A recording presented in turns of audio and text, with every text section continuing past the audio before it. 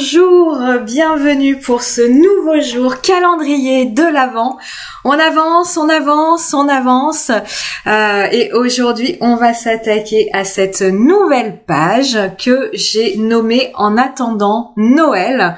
Je vais faire une série de 2 pages avec l'idée d'enfants qui sont super impatients avant évidemment que Noël n'arrive. C'est évidemment un petit peu du vécu, hein. J'avoue qu'ici, l'ambiance s'électrise au fur et à mesure que les jours passent et que Noël arrive. Et je vais ici travailler un décor, un fond, avec des Distress Oxide. Comme toujours, tout le descriptif matériel, combo couleur, vous avez tout en descriptif de la vidéo. Donc n'hésitez pas à vous y rendre. Si voilà du matériel vous intéresse aussi, voilà des noms de couleurs vous intéressent. Ici, pour l'effet tapisserie, j'utilise un pochoir que j'aime énormément, des ateliers de Karine, donc c'est la collection Romance et c'est le pochoir Art Déco. J'aime vraiment beaucoup ce pochoir, donc j'avais envie de le mettre quelque part dans mon calendrier de l'Avent et je me suis dit pourquoi pas le mettre en simulation de tapisserie, hein, la bonne vieille tapisserie avec ses gros motifs, et j'ai utilisé la couleur Victorian Velvet. J'utilise une petite brosse pour appliquer mes Distress Oxide. C'est une petite brosse à maquillage en fait, ça n'est pas du tout une brosse voilà de scrap. C'est une brosse à maquillage pour celles ou ceux peut-être un peu moins, mais en tout cas pour ceux qui connaissent. C'est les petites brosses avec lesquelles on applique le fond de teint. Donc c'est une brosse qui a des poils, c'est pas une brosse en mousse. Et je trouve que les poils me permettent d'avoir un rendu plus intéressant que la mousse. Et comment vous dire ça, un rendu avec moins de risque de pâter. C'est-à-dire que lorsque avec un embout mousse vous prélevez de la Distress Oxide, votre embout est chargé, surchargé en Distress. Et parfois, vous voyez des personnes faire, et elles ont tout à fait raison, vous les voyez décharger leur embout sur un papier à part avant de le venir l'appliquer sur leur réalisation, tout simplement pour pas avoir cette espèce de décharge rapide de Distress sur leur réalisation lorsqu'elles ne le veulent pas. Et moi, je trouve que d'utiliser ici des pinceaux, non pas en mousse, mais à poils, alors c'est des poils synthétiques évidemment, je trouve que j'ai beaucoup moins cet effet de décharge et du coup ce risque, alors moi j'appelle ça comme ça, hein, de pâter en utilisant mes Distress Oxide.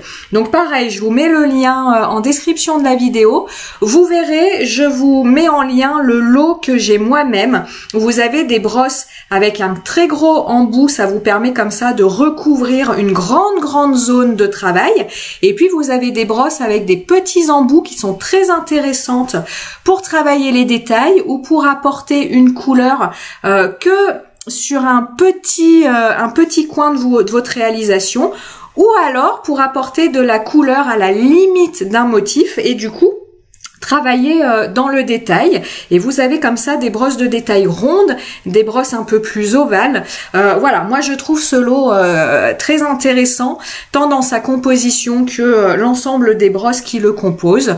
Voilà, donc si ça peut vous intéresser, je vous mets ça en descriptif de la vidéo. Le sol, j'ai utilisé la couleur Pumice Stone. Encore une fois, mon accent anglais, hein. Alors, je suis ravie, je commence à avoir des Anglais qui viennent voir mes vidéos. Les pauvres, j'ai une pensée pour vous. Voilà, vous le savez, les Français, on est très mauvais en anglais, c'est comme ça. Moi, j'illustre parfaitement ça. Voilà, hein, ne m'en tenez pas rigueur. Je vais plutôt continuer à prendre des cours de peinture que d'anglais, hein. Voilà, allez, je referme la parenthèse. Donc ici, mes 2 enfants, on en a un qui s'est déguisé en sapin, et puis on a ces petites pépettes. Alors cette pépette, elle est très intéressante, vous l'avez vu juste avant, c'est issu d'un set de tampons où Jeannette Klein nous propose de mémoire 4 personnages, 4 ou 5, mais je crois que c'est 4 personnages qui ne sont pas en entier. Donc cette demoiselle, elle est coupée de moitié comme si elle se cachait derrière une porte, derrière un mur. Vous avez un personnage où on ne voit que la tête, comme si, pareil, il était caché derrière un mur, mais à l'horizontale et où on voyait juste les yeux sortir. Vous avez pareil un garçon de profil et ça permet comme ça de créer des petites scénettes plus dynamiques que des personnages vus de face et en entier. Et je trouvais que ce petit garçon, pour moi c'est un petit garçon, hein, on est d'accord, on sait pas vraiment, mais pour moi c'est un petit garçon. Et je trouvais que le regard de ce petit garçon en coin répondait parfaitement au regard de cette jeune fille de moitié que vous avez vue juste avant. Donc c'est pour ça que j'ai eu envie de les associer tous les deux. Au niveau de la colorisation, j'utilise mes aquarelles sennelier et pour la couleur sapin, j'utilise deux couleurs que j'aime beaucoup qui sont, je vous les retrouve, alors je vais pas les avoir notées, c'est incroyable ça. La terre verte brûlée et la terre verte naturelle. Donc la terre verte naturelle, c'est la couleur la plus claire. Vous voyez, j'applique cette couleur le plus clair de façon très diluée sur l'ensemble de ma zone à coloriser et je viens ajouter des touches de terre verte brûlée, pardon, pour réaliser les ombrages de ma colorisation. Comme ma couche d'aquarelle verte est très humide, et ben de fait, mon aquarelle plus foncée verte va bien se diffuser dans ma couleur la plus verte et vous aurez comme ça de fait du phénomène de fusion des couleurs, vous allez comme ça avoir un dégradé qui va se former de façon naturelle et un mix entre ces deux couleurs qui vont pouvoir se réaliser. Si vous remontez la vidéo, ou vous le verrez tout à l'heure, au niveau de la colorisation du sapin, j'ai déjà colorisé la partie supérieure de mon sapin et puis la tranche intermédiaire. Hein. Le sapin, vous allez le revoir, il est fait en quatre tranches et donc j'ai fait la partie supérieure et la partie du milieu. Pourquoi j'ai pas enchaîné la partie supérieure avec celle du dessous, encore celle du dessous et la dernière? Eh bien, pour éviter les fusions de couleurs malencontreuses entre toutes ces tranches de couleurs. Je vous l'ai dit, j'applique une couche très humide de couleur vert, puis une couche des touches de couleur vert foncé pour travailler les ombrages. Le problème, c'est que si, allez, on y retourne là, ça va mieux vous parler. Le problème, c'est que si j'avais mis du vert clair sur l'ensemble de mon sapin, eh bien, je n'aurais pas pu bien maîtriser l'endroit où j'appose ma couleur vert foncé, parce que j'aurais pris le risque que le vert foncé se diffuse à l'endroit que je veux au niveau de mon vert clair, mais aussi attiré par les autres endroits du fait que l'ensemble de ma colorisation serait verte, eh bien j'aurais pu avoir des fusions malencontreuses. Vous le voyez ici, avec la partie supérieure que je veux rester vert clair. Ces fusions malencontreuses ne risquent pas d'arriver si vous gardez patience et si vous prenez le temps de laisser sécher vos différents parties de votre dessin, là où vous ne souhaitez pas que des fusions se fassent. Je vous le redis ici, ce sera plus clair pour vous. Là, vous voyez, je fais ma partie claire très humide, j'en rajoute.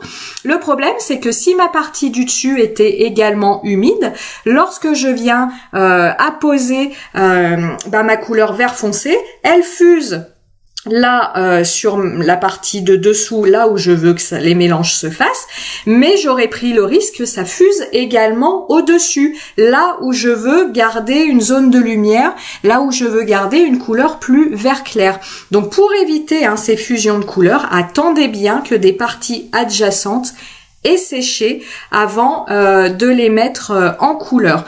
Donc vous voyez ma petite fille, afin de la découper au mieux, je viens tracer un trait en suivant le tampon et puis il va falloir que je complète, je vous l'ai fait hors caméra, il va falloir que je complète sa robe parce que j'étais pas allée assez loin dans la colorisation de la robe de ma poupette. Alors là, qu'est-ce que je suis en train de faire? Je ne sais pas, mais écoutez, on va en profiter pour parler de cette palette d'aquarelle Coliro Color.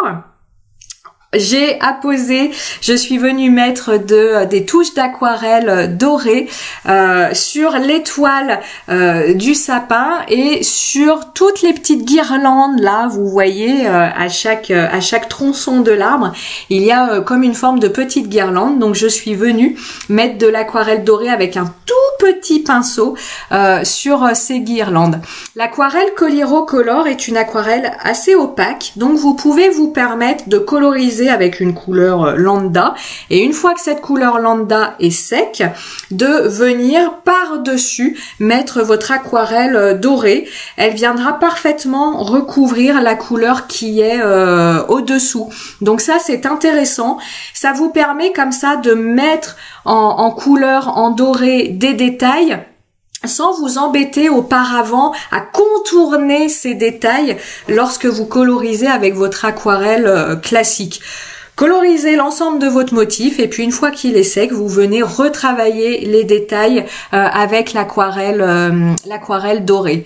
Mes petits traits de marqueur blanc acrylique Artistro, j'ai l'habitude de vous le dire maintenant, si vos motifs sont parfaitement secs et que le papier est parfaitement sec, votre trait de marqueur restera blanc, il n'absorbera pas l'aquarelle qui est au-dessous.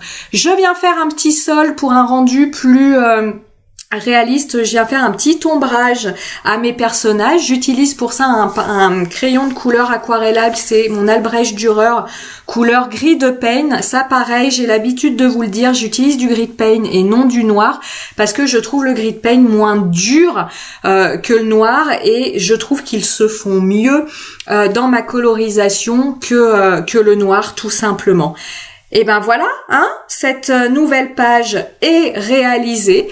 On va laisser ces enfants s'amuser, on va laisser ces enfants s'impatienter pour Noël, faire quelques petites bêtises, essayer de chercher les cadeaux cachés à la maison. Et puis nous, on se dit à demain pour une nouvelle réalisation. Ciao, ciao!